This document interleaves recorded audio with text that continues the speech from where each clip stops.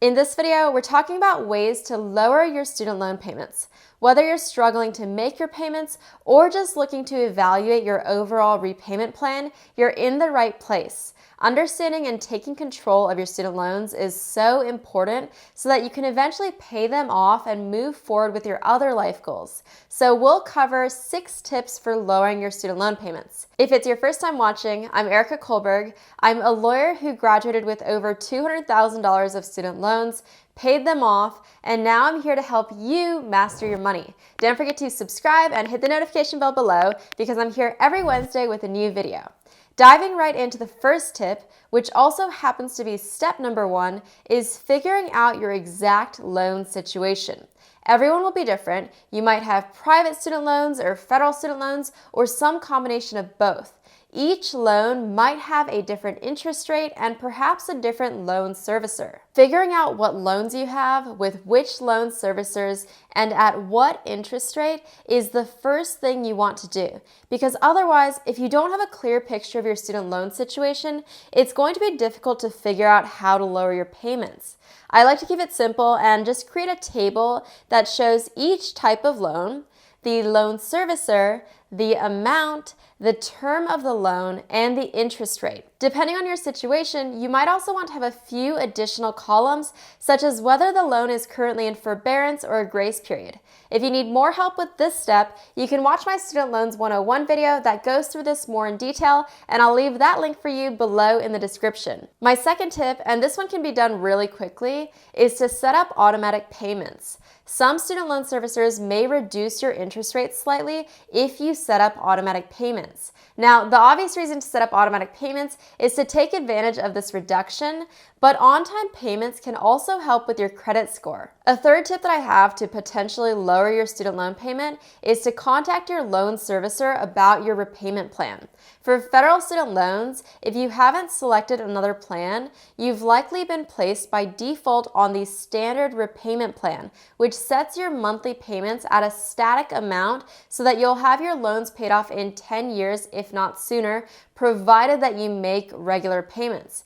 But if you're having difficulty making those monthly payments, getting in touch with your loan servicer is really important. Your loan servicer is the company that's in charge of managing your loan repayments. So you can call them up to figure out if they might be able to put you on a different plan to help lower your monthly payments. If you have federal student loans, then an example of such a plan is the graduated repayment plan, which can still keep your payment timeline to 10 years, depending on how much you owe, but starts off with lower monthly payments at first and then increases the payment amount over time, usually every 2 years. If you have more than $30,000 in eligible outstanding student debt on most federal student loans, you can also ask about the extended repayment plan, which extends your loan repayment timeline to 25 years. Moving on to tip number 4, you can apply for income-driven repayment for your federal loans, which includes repayment plans that are intended to be affordable based on your discretionary income